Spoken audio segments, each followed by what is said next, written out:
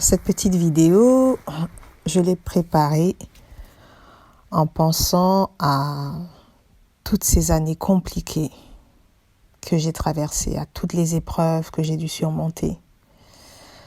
À 35 ans, on m'a fait un diagnostic d'une ménopause précoce qui a complètement bouleversé ma vie. J'ai toujours rêvé d'avoir des enfants. Et je n'imaginais absolument pas ma vie sans enfants. Pour moi, tout était fini. J'ai frôlé la dépression. J'ai frôlé une période de nostalgie, de tristesse infinie, de mélancolie, où je me levais le matin, j'avais pas envie de vivre. À cause de ce diagnostic, il me semblait que ma vie n'avait plus aucun intérêt, qu'il n'y avait plus aucune motivation. Je n'avais pas la motivation de vivre, en fait. Mais ce qui s'est passé, c'est que cette ménopause précoce m'a contraint à me regarder en face, à regarder tout ce qui n'allait pas dans ma vie.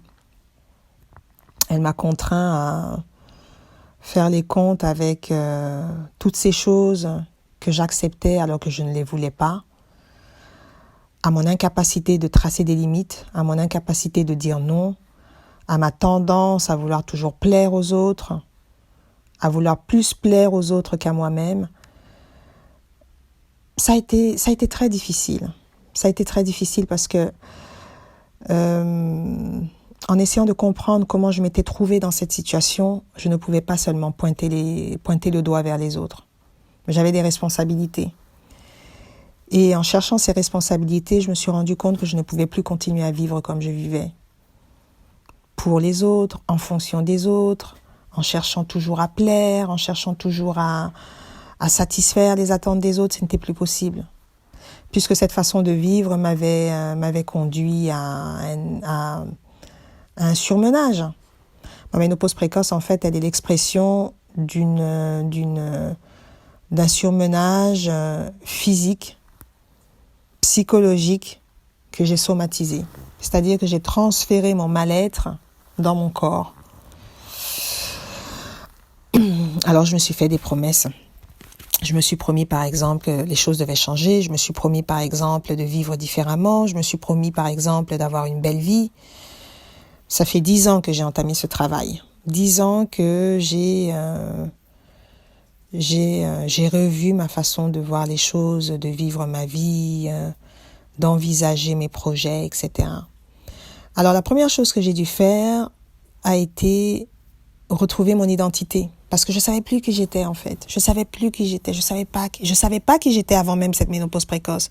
Mais cette ménopause précoce, en fait, elle a encore plus souligné mon absence d'identité. J'étais un peu comme une coquille vide. Je savais pas qui j'étais, je savais pas ce que je voulais, je savais pas quels étaient mes rêves, mes projets. J'en avais une idée, mais tout était flou, en fait. J'avais jamais vraiment pris la peine de creuser en moi, de m'interroger, de me poser la question de savoir ce que je voulais de ma vie. J'étais tellement concentrée sur les attentes des autres que ce qui m'importait, c'était de savoir ce que les autres attendaient de moi. Et je ne savais pas ce que j'attendais de moi-même. C'était terrible. Donc ça a été une première chose. Donc retrouver mon identité. Rebâtir une identité sur la base de cette ménopause précoce, en sachant que je n'aurai jamais d'enfant biologique. Je peux en adopter, mais je n'aurai jamais d'enfant biologique. Donc, il a fallu que je fasse le deuil de ces enfants biologiques, c'est-à-dire de ces enfants de qui j'aurais pu dire, par exemple, de ma petite fille, ah, mais elle sourit comme moi, elle parle comme moi, elle marche comme moi, ou de mon fils, il est intelligent comme moi, etc., etc. Donc, ces enfants biologiques, je ne les aurai jamais. Il a donc fallu que je fasse le deuil, et il a donc fallu que je redéfinisse mon identité et ma valeur en tant que femme sans enfant. Et en Afrique, puisque je suis d'origine africaine, c'est extrêmement compliqué. Parce que la femme en Afrique, elle est valorisée justement parce que elle a des enfants. Valorisée parce qu'elle est mariée, valorisée parce que elle est mère et épouse.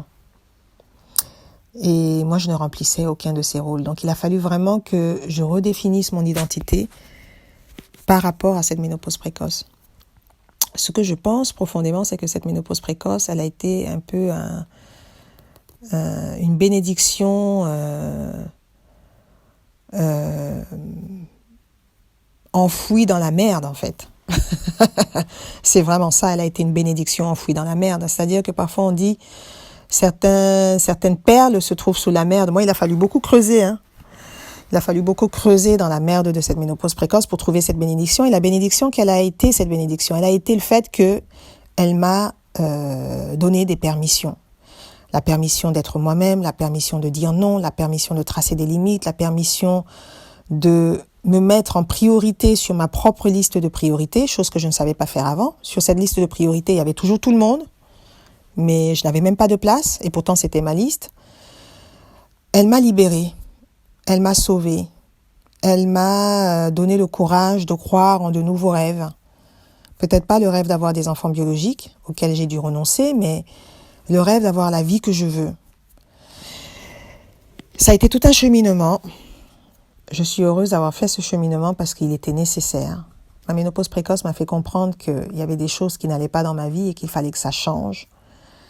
Et je pense que quand on accueille certains drames avec une ouverture d'esprit comme celle que j'ai dû avoir pour survivre, c'est mieux. Parce que cette ouverture d'esprit, elle nous permet justement de ne pas nous attarder aux aspects négatifs de notre drame, mais de pousser la réflexion plus loin et de se dire, mais qu'est-ce que cette chose négative peut me permettre de rebâtir dans ma vie? Comment cette chose négative peut me permettre de définir de nouvelles bases? Et donc, c'est un peu ce que j'ai fait. J'ai redéfini les bases de ma nouvelle vie. Une vie que je suis en train de rebâtir.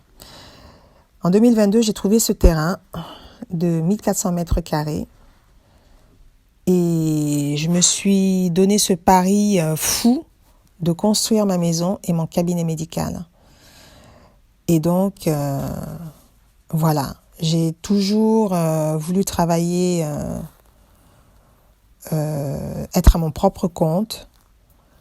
Ce projet de construction me permet justement de réaliser ce rêve. Je suis infiniment heureuse de n'avoir pas jeté l'éponge et Dieu seul sait le nombre de fois où j'ai failli jeter l'éponge parce que c'était extrêmement compliqué. J'ai eu pas mal de difficultés. Ce projet a été extrêmement difficile à porter.